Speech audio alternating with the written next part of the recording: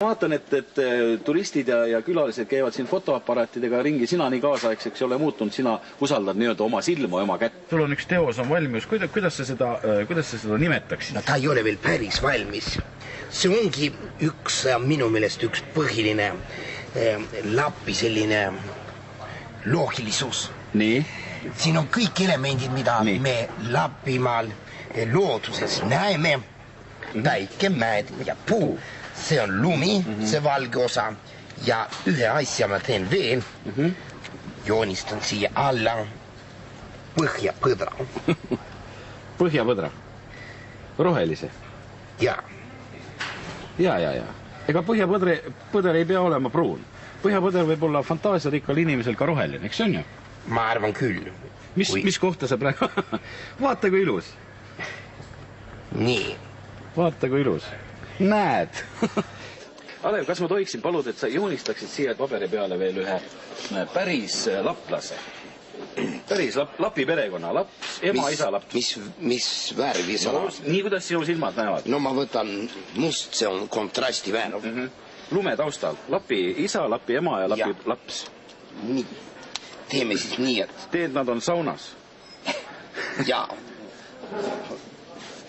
Niimoodi. Nii. See on, mis koht see on? Kohe ütlen. Räägi pildi tegemisel, kas sul siin meeldib olla Lapimaal? Jaa, siin on tore sellepärast. Millal su puhkus lõpeb? Mul on tegelikult plaanis veel mõni päev olla. Aga... Ma praegu ei küsi. Aga minus hakkab päris huvi tekitama, mis siit välja tuleb.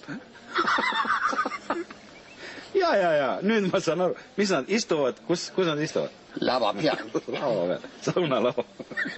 Ja silmad on üksed piklikud ja kurvad. See on kurv, suu naerab ja silm muretseb. See on isa, ema, laps. Ja et nad oleks ära tuntavad.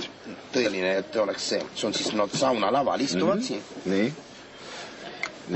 Ja et oleks ära tuntav, siis teeme neile sellised lõbusad saavimütsid ka pähe.